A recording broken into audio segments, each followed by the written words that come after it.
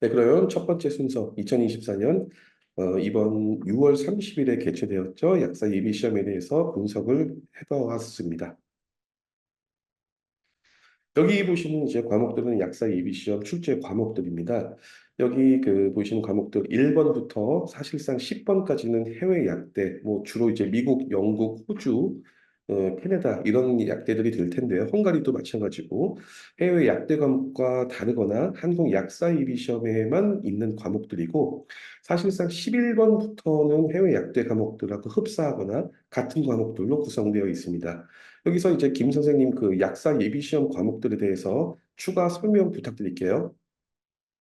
네, 우선은 등록을 하시게 되면은 저랑 꼭 1시간 정도 상담 시간을 거치는데, 그때 제가 자세히 한 과목 한 과목 설명을 드리거든요. 이제 그때 설명을 드릴 것까지 생각을 해서 조금 러프하게 설명을 좀 드리도록 하겠습니다. 우선 여기 있는 순서대로 설명을 드릴게요. 우선 합성학 기초 같은 경우는 여러분들이 각자 각 나라에서 졸업하신 약학대학에서 배우셨을지는 모르겠어요. 근데 유기화학이라고 생각해 주시면 됩니다. 그래서 그 어떠한 반응에 대해서 이런저런 그 리에이전트들이 들어가고 그 리에이전트들의 메커니즘을 공부하는 어떠한 프로덕트가 나올 때 그 과정을 공부하는 기초 학문입니다.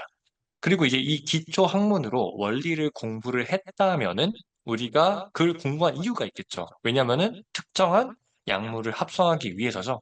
그래서 그 합성하기 위한 약물들을 한 120개 정도를 공부하시게 될 거예요. 그래서 그 처음에 스타팅 메테리얼부터 그 120개 파이널 프로덕트까지 쭉 합성하는 과정을 공부를 하시게 됩니다. 그래서 그것들을 공부하는 게 의약품 합성학이고 각 과목들에 대한 공부법이나 정말 자세한 것들은 따로 뒤에 가서 조금 자세히 설명드리거나 거기서 채워지지 않는 것들은 따로 문의가 필요합니다. 여기서는 다 말씀드릴 수가 좀 제한될 것 같아요. 그래서 이 정도로 설명하고 넘어가고 의약화학 같은 경우는 그렇게 해서 파이널에 합성된 의약품 구조가 있을 거 아니에요. 그래서 어, 그 구조마다의 모이어티들을 조금씩 바꾸게 되면은 이제 약물의 구조를 바꿨기 때문에 우리가 그거를 섭취를 했을 때 우리 몸에서 보이는 생리 활성이 변화가 돼요. 그래서 이 구조와 생리 활성의 상관관계라고 부르는데 그 상관관계를 공부하는 게 SAR이라고 부르고 의학화학에서 가장 중요한 파트입니다. 여러분들은 대부분 이제 그러한 내용들을 암기하시게 될 과목이 의학화학이고 의약품 분석학 같은 경우는 이제 우리가 아까 합성을 했잖아요. 그죠? 그래서 합성을 했으면은 우리가 합성한 물질들이 제대로 합성이 됐는지를 확인해야 돼요. 또 그 합성되는 과정이라든지 이런 정량적이라 함은 약간 계산 같은 거 있잖아요. pH라든지 pK 같은 것들을 왔다 갔다 계산해야 되고 어떤 조건에서 어떤 약물이 석출되는지 혹은 녹아내리는지도 분석해야 됩니다. 그래서 그런 식으로 분석하는 정량적 기법이 있고 수식이죠. 계산하는 거. 그리고 정성적으로 그거를 분석하는 기계들의 원리들이라든지 사용하는 방법이라든지 데이터를 읽는 법들을 공부하시게 될 겁니다. 이제 물리학학 5번인데요. 보통 물리학학은 14번 약제학과 좀 이렇게 연결된다고 생각을 해주시면 돼요. 물리학학은 어쨌든 아까는 그 분자 구조 단계에서 말씀을 드린 거고, 이 지금 물리학학에서는 우리가 눈에 볼 수 있는 그 물질의 상태로서 얘기를 하게 됩니다. 모든 약물은 기체나 액체나 고체나 그 혼합물의 어떤 중간 상태일 거예요, 당연히. 뭐 액체라든지 고체가 섞여 있으면 서스펜션 재질일 거고, 뭐 기체라고 하면은 에어로졸, 이제 뿌리는 파스 같은 거 있죠? 이제 그런 것들입니다. 그래서 약물을 고체와 액체와 기체로서 그 성질을 분석하는 학문이 물리약학이고, 이제 당연스럽게 계산하는 식들이 좀 많이 나와요. 근데 뭐 계산을 하라라는 이런 문제들이 집중되어 있기보다는 그 식들이 가진 의미라든지 이런 거에 좀 집중이 되어 있어요. 그래서 물리학학에서 이런 분석이 끝났다면은 이제 그거를 적용해야 되잖아요. 이거를 뭐 예를 들면은 서스펜션 지대로 만드는 게 가장 뭐 합리적이다. 혹은 태블릿 제대로 만드는 게 합리적이다. 서방정 제대로 만드는 게 합리적이다라는 결론이 나왔으면은 그거를 이제 수행해야 되니까 그걸 수행하는 그 어플리케이션이 약제학입니다. 만약에 서방정 제재를 만든다고 한다면은 어떠한 뭐 계산에 의해서 나왔겠죠. 그런 결론이. 거기에 들어가는 부형제들, 여러분들 아시죠? API라고 이 약물 이제 태블릿 안에서 이 모든 태블릿이 다 활성을 가지는 물질이 아니잖아요. 이게 어디티브, 부영제들이 첨가가 됩니다. 스타치라든지 뭐 화학 느낌을 좀 마니톨이라든지 이런 것들이 첨가가 되는데 이제 그 부영제들을 공부하고 그걸 실질적으로 약을 이제 포뮬레이션하는 과정들을 공정을 공부하는 게 약제학입니다. 예방약학이나 독서학 같은 경우는 실제로는 이제 한국에서 공부를 원래 할 때는 학교에서 할 때는 독서학이 예방약학의 일부 단원이에요. 뭐 외국에서 오신 분들은 외국 다 오신 분들이 아니라 외국에서 다 나오셨죠. 외국에서 공부를 하셨기 때문에 아마 예방약학이라는 말보다는 톡시콜로지라는 말이 더 익숙하실 건데 뭔가 톡시콜로지 얘기를 들으면은 혹은 예방이라는 얘기를 들으면은 뭔가 이뮤놀로지랑 비슷할 것 같고 한데 전혀 아니에요. 예방약학은 말 그대로 예방입니다. 모든 병을 예방하는 거예요. 그래서 죄송합니다. 사리가 들려서. 그래서 여러분들이 주변에서 만나볼 수 있는 질병을 일으킬 수 있는 모든 물질, 몰드라든지, 그러니까 곰팡이죠. 곰팡이도 그 중에 하나일 거고, 중금속이라든지, 아니면은 과도한 양의 약물들도 질병을 일으킬 수 있잖아요. 그래서 그러한 내용들을 공부하는 게 예방약학입니다.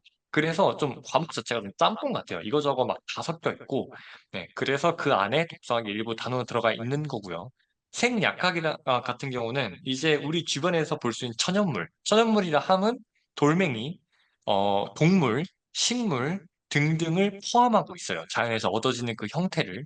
그래서 거기서부터 양리 활성을 가지는 그 성분이라든지 그 성분이 가진 양리 활성, 그걸 연결하실 줄 알아야 되고 또 각각의 천연물이 가지고 있는 학명이 있어요. 그런 것도 다 암기를 하셔야 되고 걔네들이 속해 있는 종속 같은 것도 있겠죠, 당연히. 그런 것까지 암기하셔야 됩니다. 개수가 아까 합성하기랑 좀 비슷해요.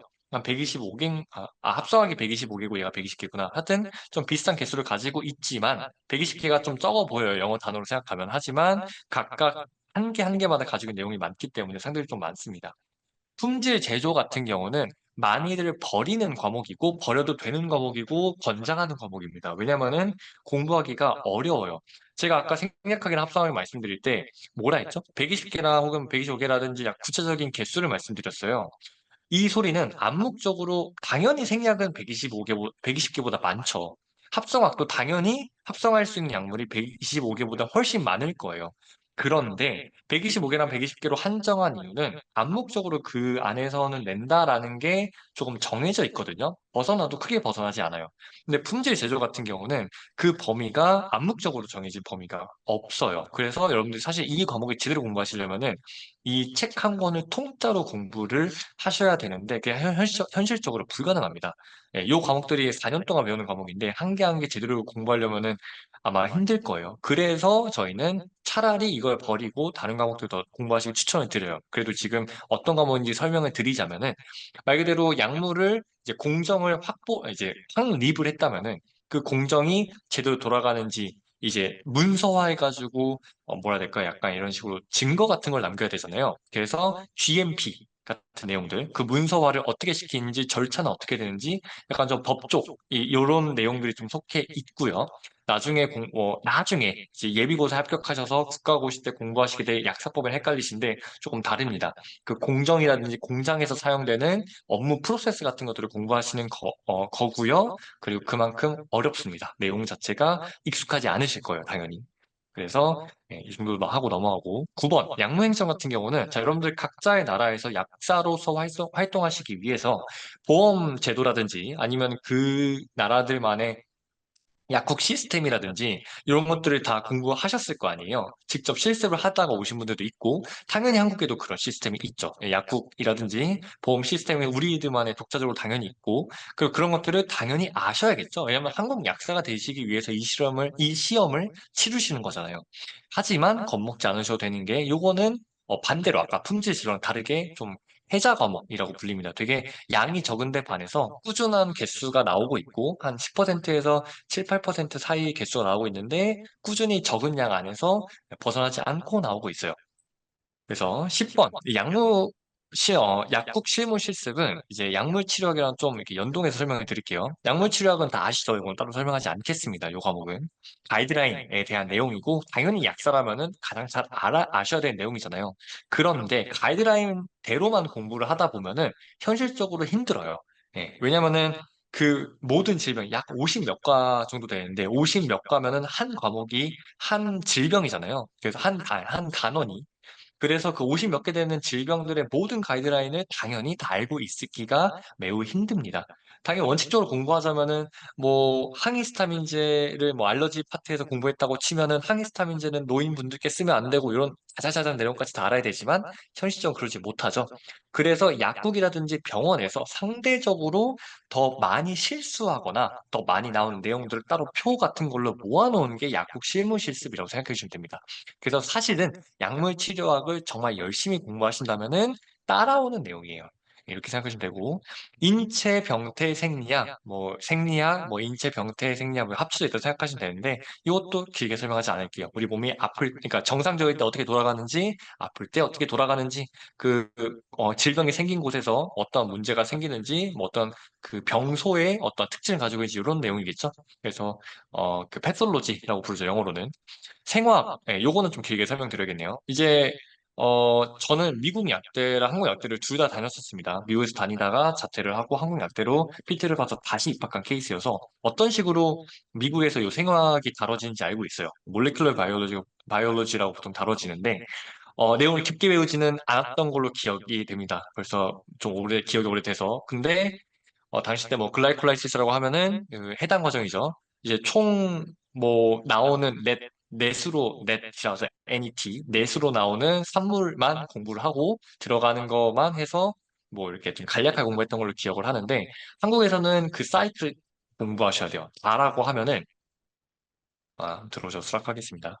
아라고 하면은 말 그대로 처음부터 끝까지예요. 그러니까 글루코스부터 시작해가지고 저 끝에 있는 예, 물질까지 그 중간중간에 있는 모든 엔자임들 그리고 그 엔자임들이 어떻게 컨트롤되는지 크랩 사이클도 들어가고 전자 전달기 들어가면은 마찬가지겠죠. 그래서 이거 진짜 다 외워요라고 이제 볼멘 소리가 나오는데 네, 암기하셔야 됩니다. 네, 전부 다 나오고 그게 이제 우리가 보통 대사생화학이라고 해요. 우리 몸 안에서 일어나는 물질들이 뭐 엔자임으로 이제 대사가 되고 변하고 이런 과정들. 그리고 두 번째 파트가 생화학 안에서 유전 생화학이죠. 여러분들 아실 거예요. 그 DNA에서 RNA 뽑고 RNA 바탕으로 뭐 단백질 만들고 이 과정들 있잖아요. 그래서 그 과정들을 공부하는 게 유전 생화학입니다. 그래서 생화학은 원래 구조 생화학, 대사 생화학, 유전 생화학 세 개로 나뉘는데 이 중에서도 대사 생화학이랑 유전 생화학이 중요하다. 이렇게 말씀드릴 수 있을 것 같습니다. 이 약품 미생물이랑 면역은 이게 그 이뮤놀로지입니다. 마이크로바이올로지랑 이뮤놀로지가 같이 합쳐져 있어요. 마이크로바이올로지 하면 무슨 생각 들어야 되죠? 그 안티바이오틱스. 그쵸? 그 항생제. 여러분들 당연히 약사로서 항생제 아셔야 되잖아요. 그 항생제들이 효과 있는 그 미생물들도 아셔야 되잖아요. 그래서 그런 관련 내용이고, 면역학은 이제 그런 당연히 미생물들이 몸을 감염시킬 수 있으니까 거기에 대한 반응으로 어떤 반응들이 일어나는지, 뭐 인터루킨 같은 거, 이제 뭐 그런 신호들, 그런 전달들 같은 거 공부하는 거고, 약자가 넘어가겠습니다. 약물치약도 넘어갈게요. 약동학이랑 약동학은 이제 양역학, 약동학 보통 한 개로 이렇게 묶이는데, 자, 약이 우리 몸 안에 들어왔어요. 약이 우리 몸에 대사가 되겠죠. 그래서 ADM이라고 보통 많이 하는데, absorption, distribution, 뭐 metabolism, excretion. 그래서 약이 우리 몸 안에서 거치는 일련의 과정들을 공부하는 그런 학문입니다. 반대로 원래 양력학이라고 하면은 약이 또 우리 몸에 약의 농도가 얼마큼 올라갔을 때 효능이 어느 정도 되고 이런 내용도 있는데 그 내용이 이제 포함되어 있습니다. 네. 마지막으로 참고로 약동학은 원래는 이제 한국에서 공부할 때는 약제학의 한 파트로 들어가 있어요. 그래서 원래 약제학이랑 약동학은 묶여 있는 그런 과목입니다. 혹시 지금 마이크가 켜져 있는 분 계신 것 같은데, 네, 네. 그 마지막 양리학은 약물학이라고 생각을 하시면 됩니다.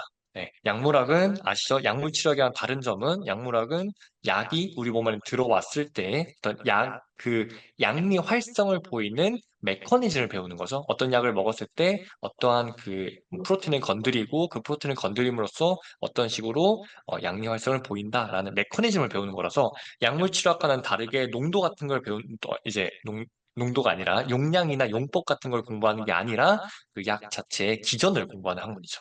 이렇게 하면은 대충 각 과목에 대한 청사진은 잡힌 것 같습니다.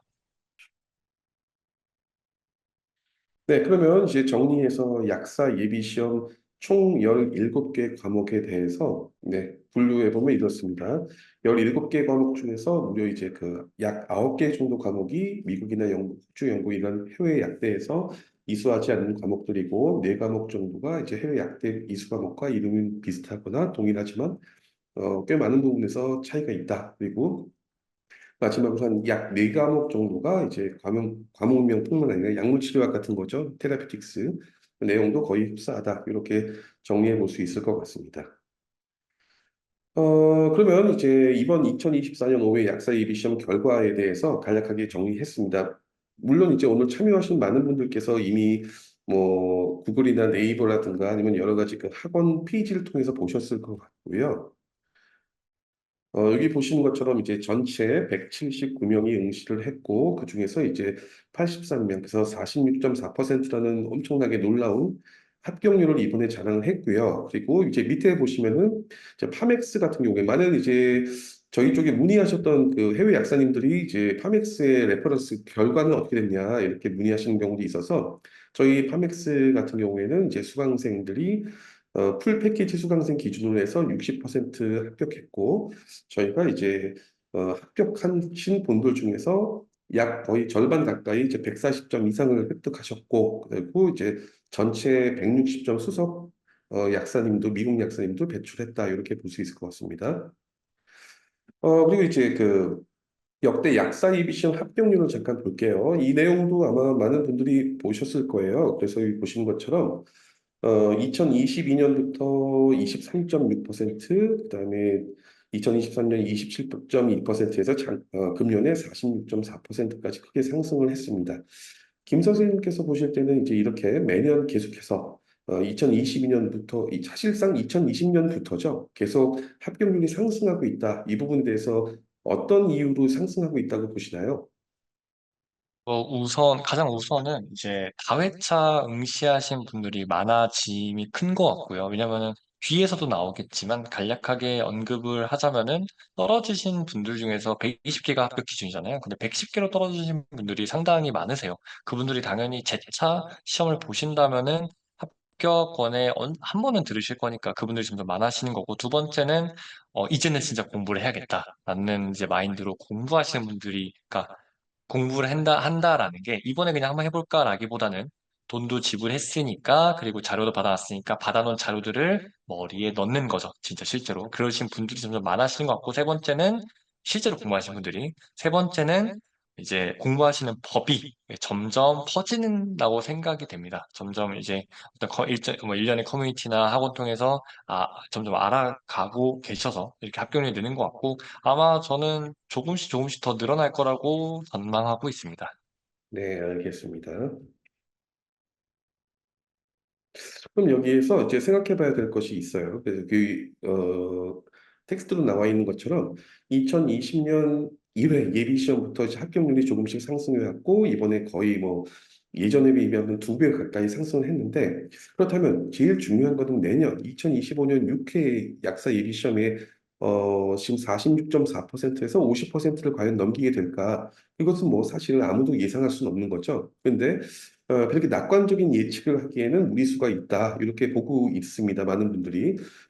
이번 시험에 대해서 이제 생각보다 이제 많은 응시자들이 일부 과목들을 제외하고 전체적으로 작년보다 문제 난이도 굉장히 쉬워졌다. 이렇게 평가하고 있는데요. 김 선생님께서 보실 때는 이제 금년 2024년 비교적 쉬운 난이도 속에서 합격률이 대폭 상승했는데 내년 시험은 어떨 거라고 김 선생님께서 예측하고 생각을 하시나요?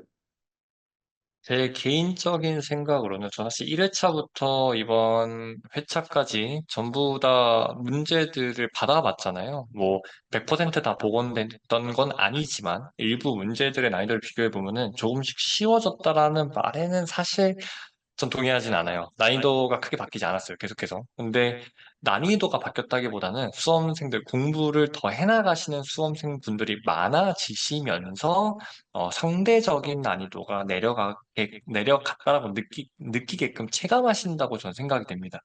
그래서 내년에도 마찬가지로 요게 비슷하게 나오거나 아니면 조금 더 합격률이 높아지는 것 같고요. 그리고 그렇게 생각한 근거는 이제 사실은 이제 요 합격생 분들이 대부분 다 이제 뭐 여러 학원들이 여러 군데 있지만 대부분 다 학원 출신한 거는 크게 다르지 않거든요.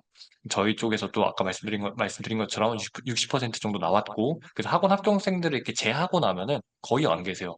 그래서 학원들도 이제 그거에 맞춘 커리큘럼 노하우가 생긴다고 전 생각을 하고 있습니다. 이제 그거를 최대한 반영하려고 하는 것도 제가 좀 뒤에다 말씀드릴 그 어떤 커리큘럼 과정이고요. 그래서 저는 조금 더 올라갈 것이다라고 생각이 됩니다. 50% 언저리 조금 더 낮거나 할 것 같습니다. 네, 알겠습니다. 그럼 이제 약사 예비 시험과 같이 이제 해외 의대나 해외 치대를 졸업하신 분들을 위해서 의사 예비 시험, 치과 의사 예비 시험들이 있는데, 이런 경우를 한번 좀 보도록 하겠습니다.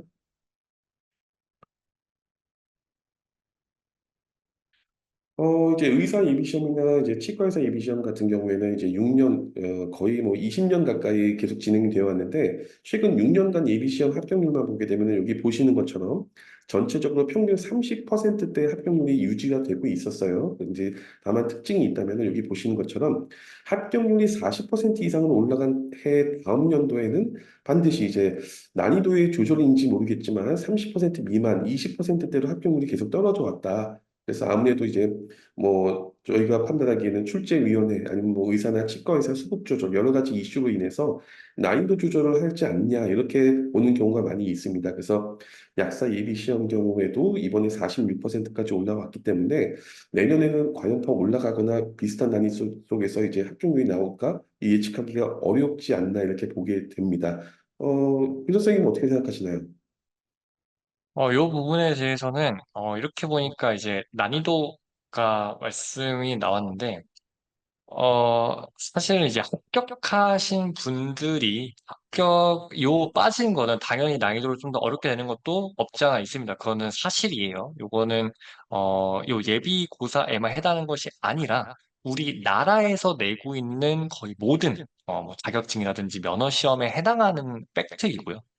근데 그거랑 플러스 그것만 있다고 얘기하면 좀 그렇고 합격을 대거 이렇게 한번 하게 되면은 장수생분들이 빠져요 그만큼 인원이 그래서 그만큼 사실 신규 분들이 들어오면은 그분들은 다시 이제 바닥에서부터 시작하시는 분들이잖아요. 그래서 그분들이 반영되는 것만큼의 또 하락률이 있지 않았을까 하는 생각이 드네요. 네, 이걸 보니까 아까 50%보다 언더라고 좀 나올 거라고 생각을 했는데 살짝은 생각이 변한 것 같습니다. 40%, 46%였으니까 40% 초반 정도로 나오지 않을까라고 생각이 되네요. 네, 알겠습니다. 이 표는 이제 작년 4회 약사 예비 시험하고 금년 5회 이제 약사 예비 시험에 대해서 점수 구간별로 응시자 분포도를 잠깐 봤어요. 그래서 여기 보시면 이제 작년 4회 시험에서 보면은 이제 그 100점 이상 점수를 획득한 응시자를 볼 때 120점 커트라인 그 사이에서 100점에서 109점이 10%, 112에서 119점이 이제 16.5% 정도가 되죠. 그래서 결국은 이제 100점에서 119점, 좀 아쉽게 불합격되신 분들이 거의 27% 가까웠고, 그다음에 이제 이번 5회 예비 시험 같은 경우에도 100점에서 119점 사이가 거의 뭐 26, 7% 거의 비슷하게 나와 있죠. 그래서 120점 커트라인에서 이제 몇 점이 부족해서 불합격되는 약사들 중에서 거의 대부분이 또 내년 내 시험에 다시 재도전할 텐데 이런 약사님들 같은 경우에는 이제 작년하고 같은 형태, 그 전에 계속적으로 비슷한 형태의 공부로 계속 제 플래닝으로 공부를 시작하고 준비를 하게 되면은 혹시 또 문제가 되지 않을까? 제가 본 분들 중에서도 사실 재수가 아니라 삼수까지 하신 분들도 계시거든요. 같은 형태로 계속 이제 학습을 하다 보니까. 물론 이제 그게 제일 좋은 방법일 수도 있겠지만 그럴 수도 있는데 김 선생님께서는 이렇게 이번 시험 작년 시험뿐만 아니라 이번 시험에도 이제 몇 점 차이로 계속 불합격되신 분들 같은 경우에는 학습 어떤 전략을 어떻게 세우는 게 나을까요? 이제 이거는 뒤에 11페이지에 말씀하실 거랑 이제 과목별 공부 전략이랑 좀 이어질 만한 내용인데요. 여기서부터 이제 간략히 설명을 드리면은 요 점수대분들은 보시다시피 100개에서 119개는 사실 100개는 좀 멀긴 한데요. 100개에서 105개에서 119개라고 말씀드릴게요. 사실 어 잘하는 과목들에서 몇 개를 더 맞췄으면은 합격할 만한 개수이거든요. 그래서 이분들은 지금까지 해왔던 거, 그러니까 단순 암기 과목들을 좀 점검하시는 시간을 가졌으면 좋겠어요. 거기서부터 두세 개만 더 맞췄어도 이렇게 합격이 되는 기준이라 이렇게까지만 얘기를 하고 제가 11페이지에 조금 더 자세하게 설명드리겠습니다. 네, 알겠습니다. 네, 그럼 이제 약사 예비 시험 교시별로 이제 어떤 과목들이 출제되고 배점은 어떻게 되는지 보겠습니다. 뭐 이 표도 이제 많은 분들이 알고 계실 텐데 이제 여기 그 표 아래 평균 점수들은 이제 이번에 2024년 5회 약사 예비 시험 교시별 응시자들의 평균 획득 점수로 보면 될 것 같습니다. 김 선생님 이렇게 이제 1교시에서 3교시까지 과목별로 배치가 되는데 매년 많은 약사들이 이제 2교시, 특히 2교시에서 이제 좋은 득점을 대부분 다 못하고 있죠. 이제 교시별로 볼 때 어떤 전략을 통해서 어떤 식으로 이제 합격 점수를 얻는 것이 가장 일반적이고 베스트라고 생각하시는지 한번 말씀 부탁드릴게요. 설명을 이제 여기서 이제 아까 못다 말씀을 드릴 건데, 이제 이게 사실 여러분들이 보시는 그 팩트입니다. 왜냐면 31 더하기 39를 하면 70점이죠. 그죠?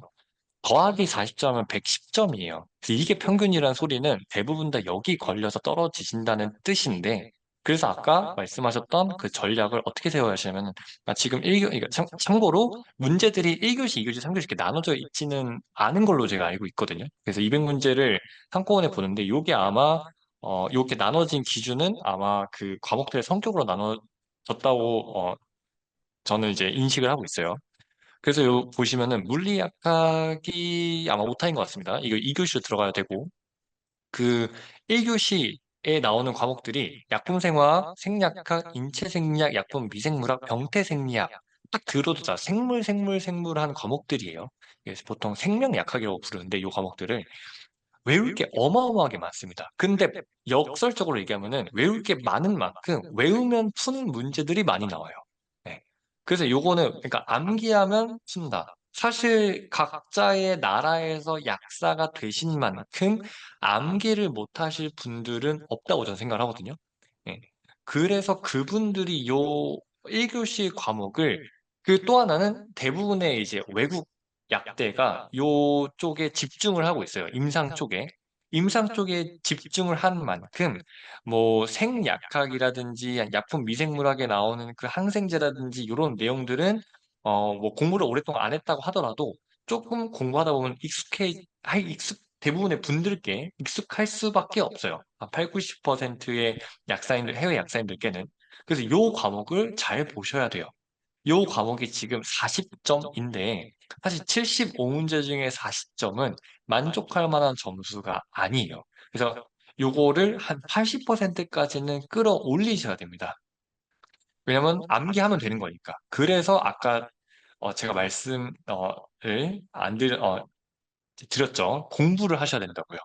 공부를 하시면은 외우기만 하면 되니까 공부를 하시면 80번까지 맞출 수 있고 그래서 그 점수로 기준을 계산해 볼게요. 그럼 87, 50, 56문제 정도를 맞출 수 있다 가정을 하면은 2교시에서 평균 점수 31점은 상관없어요. 이렇게 맞히셔도 됩니다. 왜냐하면 대부분의 분들이 이 2교시에 나왔던 과목들에 대해서 되게 생소해요. 그러니까 유기화학, 그거 보통 어떻게 말씀하시면 미국 기준이긴 합니다. 제가 미국에서 나왔기 때문에. 그리고 또 하나는 미국 약사분들이 가장 상담을 많이 받으세요. 그래서 그분들의 이제 말에 의하면은, 저도 당시 미국도 1, 2학년 다녔기 때문에 그때가 되게 가물가물해요. 네. 물론 제 전공은 이제 합성화학이랑, 이제 의학화학이랑 유기화학이기 때문에 전 잘하지만, 지금 그 당시 때 배웠던 걸 기억해 보라고 하면 되게 가물가물하거든요. 아마 여러분 대부분 마찬가지예요. 6.25 그 1, 2학년 때 잠깐 들었던 건데, 사실은 그냥 아무것도 모른다고 보시면 돼요. 요 말이 대부분 지배적이거든요. 다른 과목들도 이규직한 건 마찬가지고. 그럼 저는 이제 역설적으로 말씀드리죠. 아니, 이제 과목별 전략이니까. 아니, 잘할 수 있는 1교시, 3교시는 말 안 해도 좀 잘할 수 있게끔 보이죠. 보시면은 약물 치료학이라든지, 약물 행정이라든지, 약국 실무 실습, 죄송합니다. 이거 노타예요. 그 예방약학이랑 약물학이 1교시로 빠져 있어야 됩니다. 그래서 요 잘할 수밖에 없는 약국 실무실습이나 약물행정, 약물치료학, 그리고 1교시 아까 말씀드린 생명약학 과목들을 잘 보고 당연히 못하는 과목들을 이제 마음도 편하게 이게 멘탈 싸움도 되게 크거든요. 과목들이 17과목이다 보니까 요거 외우면 요거 까먹고 요거 공부하다 보면 요거 날아가고 이런 식이에요. 그래서 끝까지 완주하는 것도 멘탈이 되게 중요합니다. 네.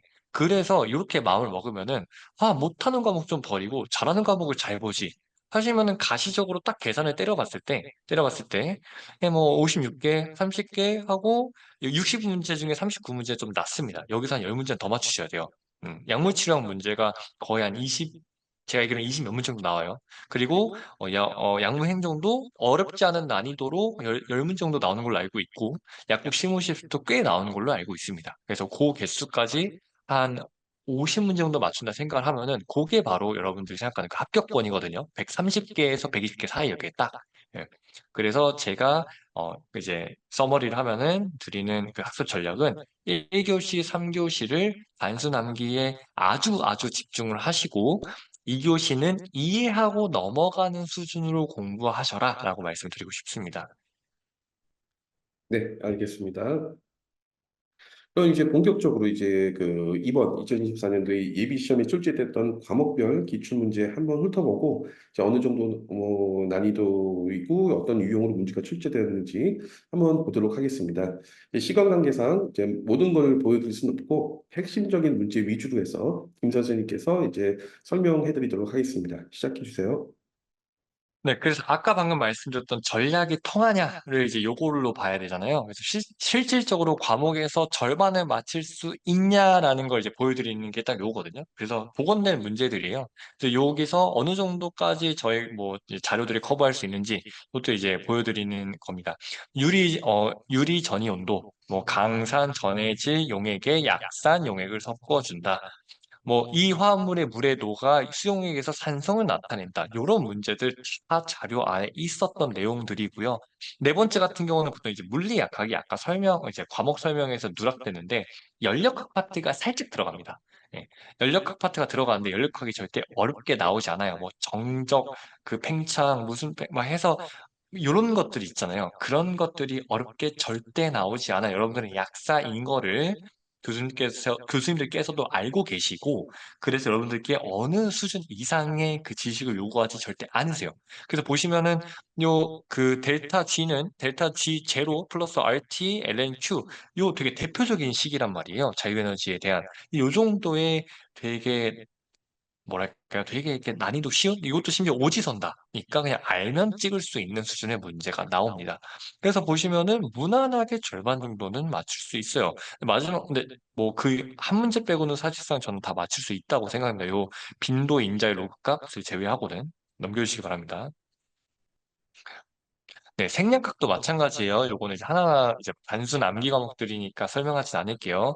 뭐 미나리아 제비과, 뭐 하수오, 근데 그다음에 피소스티그민, 파이도스티그민, 그다음에 별명자, 견우자, 계자, 뭐 오미자, 토근, 광향 저희 자료 안에 있었던 그 생략들입니다. 그래서 여기서도 한두 개 빼고 다 맞춘다 생각하면은 이미 80점 가져갔는데 그조차도 부담을 가질 필요가 없는 거죠. 왜 아까 2교시 죄송합니다. 요 과목은 가져야 돼요. 생략학은. 예, 생략학은 제가 알기로는 2교시로 빠져 있는데도 불구하고 요거는 왜냐면 너무 단순 암기 중에 단순 암기이기 때문에 요 과목은 약간 예외로 줄게요. 그래서 요것도 한 80%에서 90% 한두 문제 빼고는 다 맞출 수 있었다라고 저는 총평을 하고 있습니다. 네, 생화학 같은 경우도 이제 첫 번째 문제는 지방산업성 요거 NADPH 아까 말씀드렸던 그 회로 안에 있던 내용이고요. 비타민 B12 요거는 그 생화학 그 수업 내용에 있는 내용이고 복합체 3에서의 산화 증가 약물로 처리할 때 내용 무엇인가 요거는 이제 회로를 외우고 나서 그 회로에 대한 내용을 수업을 들으실 텐데 거기에 나오는 내용입니다. 그래서 그 밑에 뭐 단백질 분자 구조 접힌 보조 발린 류신 이소루신 뭐 요 내용들도 다 그 수업 자료 안에 있었던 내용이라서요. 요것들도 맞출 거 맞추고 당연히 공부한 걸 다 맞출 수 없죠. 요거 그렇게 말하는 거는 사실상 좀 무책임한 책임전 거죠. 당연히 공부했던 내용들 중에서 실수할 거 실수하시고 했을 때 절반 이상 6, 70%는 맞출 수 있었다고 저는 생각을 합니다. 생각. 인체 생리, 병태 생리도 이것도 이제 단순 암기 과목인 만큼 일일이 이야기하진 않겠습니다. 하지만 대부분의 내용들이 당연히 그 자료 안에 있었던 내용들이고요. 단순 암기인 만큼 이것도 70% 혹은 60%, 70%, 80%까지도 열심히 공부했던 기준 아래 맞출 수 있지 않았나 저는 생각을 하고 있습니다. 네. 미생물 면역도 마찬가지예요. 전 과목이랑 이것도 단순 암기들이고 당연히 원충이나 세균 약품들 그 항생제들 암기하셨으면은 네, 뭐 파라오마이신, 에키노칸딘 뭐 이런 당연히 맞추셨어야 되는데 이거 메트로니다졸 이것도 마찬가지고요. 예, 뭐 프로스타글란딘이라든지 화스펀펀긴, 뭐 뉴트로필 이것도 너무나도 대표적인 내용이잖아요. 한 번쯤 들어보셨을 내용인데 이게 어렵다고 말씀하시는 거면 잘 모르겠어요. 네, 예, 그래서 당연히 이것도 한 8, 90%는 맞추셨어야 되는 내용이다라고 저는 총평을 하고 있습니다. 네. 이제 의학과학과 합성학 기초 의학과학 내용인데요. 요 파트가 좀 어렵게까지는 아니고 뭐랄까 그냥 유기화 공부한 사람이라면 평이하게 풀 수 있다라고 생각합니다. 제가 맡고 있는 과목이거든요. 그렇기 때문에 더 잘 알아요. 사실 이 내용 중에서 제가 커버하지 않은 내용은 없어요. 예. 보시면 아로마틱 고리의 아시와 프리드크래프트 아실레이션 너무 대표적인 유기화학 반응이고요. 구아니딘 그룹, 시메티딘 저기 그 의약화학이라든지 합성학 그 의약품 합성학에서도 나오는 내용이고요. CN이 붙고 입체 구조가 뭐 반전이 된다. 요 같은 경우는 제 들었던 연습 문제에 아주 똑같이 있었던 문제예요. 이거는 그 유기화학 문제인데. 참고로 여기 나오는 그 합성화 기초 유기화학이라고 하면 이제 죄송합니다. 요 말은 이제 제가 오프 더 레코드 말씀 못 드리겠네요. 여기서는. 그 SM 반응에서 변화는 무엇인가? 방수성 4배로 증가, 말단 알케인의 pH로 물 첨가, 요 내용도 대표적인 그 알카인에 대한 그 삼중결합에 대한 반응 내용이죠. 약물의 생동체 치환 위함, 이것도 너무 대표적인 의약화학 내용이고요. 에틸렌 디아민 이온 결합, 이것도 대표적인 의약화학 내용입니다. 예. 과학적 광학 활성을 띠는 물질은 무엇인가? 배위결합. 자, 요 배위결합에 대한 내용만 살짝 당황했었어요, 요거는. 근데 요거 하나 정도는 저 틀릴 수 있었다라고 생각이 됩니다. 틀려도 된다라고 생각이 정확히 얘기하면. 산성분 비교, 왜냐면은 틀려도 된다라는 말은 요 한두 문제 잡겠다고. 물론 이 내용도 의학화학 내용에서 파다 보면 있는데 너무 지엽적인 부분이라서 넘어갔던 걸로 기억을 하는데, 예, 하지만 그 한두 문제 맞추겠다고 공부의 양을 비대하게 늘리면, 어떤 특정 과목의 공부 양을 비대하게 늘리면 그만큼 다른 과목들을 공부하지 못하는 거잖아요. 예, 그래가지고 틀려야만 하는 문제였다고 생각이 들고요. 그리고 다음 화학 반응의 생성물은 하는데 뭐 이제 E2 아주 대표적인 E2 제거 반응, 이거는 이제 가장 반응 중에 말이 되는 쉽다고 언급되는 이성질체 배열이 올바른 것은, 예, 요거는 이제 그 흔히 말하는 입체 중에서도 과학 활성이 있냐 없냐 이런 거 판단하는 기초 중에 기초 반응이고요. ABC 절대 입체를 판단하시고 이것도 너무 RS 판단하는 기초적인 기초 내용이고, 반응물 A로 적절한 것은 요것도 틀렸어도 되는 문제예요. 물론 제 강의에 커버가 되어 있어요. 말로닉 에스터 에터 신테시스라고 커버가 되어 있는 내용인데, 하지만 조금 어려웠던 반응이죠. 예, 그래서 뭐한 두세 문제 정도 틀렸어도 괜찮았다라고 총평이 되고, 또 아는 문제 좀 더 틀렸었다 기준하면은 대충 한 60% 정도 맞출 수 있었겠네요. 네. 약작도 마찬가지입니다. 약작 같은 경우는, 아까 2교시에 들어가 있었잖아요. 그래서 이것도 한 절반에서 절반 조금 넘게 맞추셔도 돼요. 물론 여기 있던 대부분의 내용들은 저희 자료 안에 있는 내용이에요. 대부분이라고 하면은 한두 문제 빼고를 말씀드리는 거예요. 그래서, 어, 네. 그래서 그런 것까지 감안했을 때 절반 조금 넘게 맞춰도 괜찮다라고 말씀드립니다. 네, 의약품 분석학도 마찬가지인데, 의학 분석학을 조금 더 자세히 설명드리면은 아까 정량 파트와 정성 파트로 나눠져 있다고 말씀드리잖아요. 근데 정량 파트는 저희가 벌이라고 말씀드려요. 계산 문제 사실 대부분의 학생들이 싫어하시거든요. 스트레스 받아 하시고, 그리고 시간도 이제 뭐 문제 풀다 꼬이면은 막 돌아가고 이러다 보니까 좀 짜증나는 문제인데, 그럼 굳이 안 해도 된다. 버려도 된다. 보시면 그 이유가 여기 나와요. 계산 문제가 거의 없어. 물론 복원이 다 100% 되진 않았지만, 개수를 보면 지금 하나, 둘, 셋, 넷, 다섯, 여섯, 일곱 문제가 나왔어요. 그러면은 계산 문제가 더 나왔다고 하더라도 한 세 문제 정도 좀 더 나왔을 거란 말이에요. 세 문제에서 정말 많아요. 다섯 문제. 그거 다 버리고 요거는 이제 정성 파트 내용이기 때문에 맞출만한 문제들입니다. 요거 다 자료에 있는 내용들이고요. 그러면은 그렇게 따져도 한 70% 정도 됩니다. 예. 그리고 요 중에서 두세 문 틀렸다고 하더라도 반타작이에요. 예. 그래서 그렇게 말씀드릴 수 있을 것 같습니다. 품질 제조 요 같은 경우는 제가 벌이라고 말씀드렸어요. 하지만 저희가 벌이라는 게 강의를 제공을 안 하는 거지 자료는 제공이 됩니다. 그래서 그 자료 중에서 있었던 내용이지만 여기서는 싹 다 틀리셔도 되지만 싹 다 틀리지 않겠죠. 오지선다니까.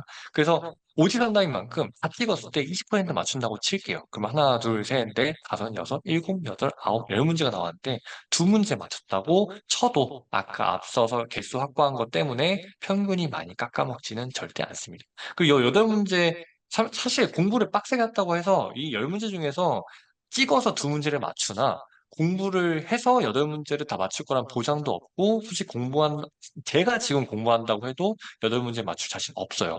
예, 그러면 잘해봤자 반타작인데 그러면은 사실 세 문제 차이거든요. 요번에 그리고 제가 아까 미국 약대를 자퇴했다고 말씀드렸죠. 그래서 제 동기들 중에서 이번 시험에 보신 분들이 많아요. 제가 그래서 개인적인 총평을 물어봤어요. 시험 어땠냐? 품질 제조가 공부를 했는데도 불구하고 손도 못 댈 정도로 어렵다 말 하거든요. 그러면은 처음부터 끝까지 손을 안 댄 사람이 승자겠죠. 그래서 그들 손도 못 댔다 하면은 뭐 열 문제 중에서 네다섯 문제 맞춘 거일 텐데 분명히 찍어서 맞춘 거랑 풀어서 한두 문제 맞췄다 생각을 하면은 그 사람들이랑 세네 문제 뭐 싹 다 찍어서 세네 문제 차이 나는 거면은 저희는 이득이죠. 그만큼. 예. 물론 상대평가는 아니지만 그만큼 다른 과목들을 훨씬 더 투자할 시간을 많이 벌었다라고 생각됩니다. 네. 약물 치료와 요거 다 맞추세요. 요거는 90% 혹은 95% 이상 맞추셔야 됩니다. 요것은 따로 언급하지 않을게요. 네. 문제 많이 나오죠. 보시다시피 개수만 보시면 됩니다. 약물 치료학은. 하고 예방약학 같은 경우는 제가 아까 막 계속 절반만 맞춰도 된다 말씀드렸지만 사실 공부하게 되면은 한 80%는 맞출 수 있어요. 왜냐하면 여기 내용들이 그 저희가 드리는 자료랑 강의 안에 내용이 있는 내용들이에요. 네. 그래서 저희가 뭐 반타작을 해도 된다는 뜻이지 사실 제대로 커리 따라가고 공부했다라는 거 기준으로 한 6, 70% 정도는 맞출 수 있습니다. 요것도. 그래서 하지만 그렇게 생각하지 않고 평균이라고 생각할게요. 반타작 쳤다라고 생각을 하겠습니다. 내용들은 다 자료에서 나왔던 내용들입니다. 참고로. 네. 약물학, 양리학이죠. 요것도 90% 이상 맞추셔야 됩니다. 이거 따로 언급하지 않을게요. 무조건 맞추셔야 돼요, 이거는. 문제들을 이제 전공자인 저희는 알잖아요. 여기 있는 내용들 한 문제 보시면은 이거는 맞춰야만 한다. 약물학, 그러니까 약사라면 능히 맞춰야 된다라는 거를 아마 아실 수 있을 겁니다. 분명히 각자의 나라에서 어, 그 공부하셨던 약학대학에서도 언급되었던 내용들일 거고요. 그래서 요것도 무조건 90% 이상 맞추세요. 양무행 약국 실무, 요건 아마 이제 생소할 겁니다. 우리나라의 시스템이기 때문에. 그런데, 요 있는 내용들 전부 다 참고로 저희가 양무행정이 그 강의 실수가 세 개인가 다섯 개인가밖에 안 돼요. 거기 안에 다 들어가 있는 내용이에요. 실수가 없는데 안에 다 들어가 있어요. 그러면은 흔히 말하는 이제 경박하게 표현하면 개꿀이죠. 예. 그래서 요거는 아주 큰 저희 학원의 또 장점이라고 저는 생각을 하고 있습니다. 그래서 요것도 사실상 요 하나, 둘, 셋, 넷, 다섯, 여섯, 일곱, 여덟, 아홉, 열 문제 중에서 한 여덟 문제는 그것만 들으면 능히 맞출 수 있다 생각이 돼요. 네. 자, 이제 이렇게 해서 이제 제가 이제 총평을 줄일 건데 이렇게 해가지고 개수를 치면은 140개 정도 나옵니다. 예, 아까 제가 말한 기준으로. 그래서, 요 전략대로 공부를 저희가 이제 방향성을 듣고 있어요. 저희 학원은. 그래서 요것에 대해서 한번 고민을 다른 학원과 분명히 아직 고민하고 계시니까 설명해 오신 거잖아요. 그래서 공부 양 대비 어떠한 방향, 그 학원이 가지고 있는 방향성이나 본인의 공부 스타일을 생각을 했을 때 이 부분들을 고려하실 수 있으면 좋겠습니다.